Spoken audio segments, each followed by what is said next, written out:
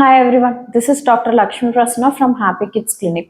So baby birth తర్వాత మన ఇంటి ఎన్వైరన్మెంట్ కానీ లేదా బేబీ ఉండాల్సిన రూమ్ అనేది ఎట్లా ఉండాలనేది మనం ఇప్పుడు తెలుసుకుందాం.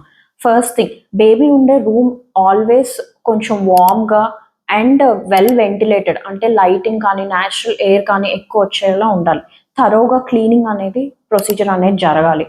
అది కూడా vacuum cleaning or wet mopping అనేది ప్రిఫరబుల్ అండి. అండ్ పెస్ట్ కంట్రోల్ కూడా ప్రయర్ బేబీ అరైవల్ అయ్యే ఒక 2-3 వీక్స్ ముందుగానే పెస్ట్ కంట్రోల్ కూడా చేయించేటట్టు ఉండాలి. And it should be smoke free area, smoke free zone అనేది కంపల్సరీ ఉండాలి.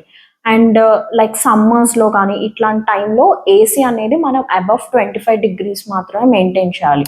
అది కూడా బేబీ అనేది వెల్ క్లాత్డ్గా ఉండాలి. క్యాప్, సాక్స్, మిటన్స్ అనేది కంపల్సరీ.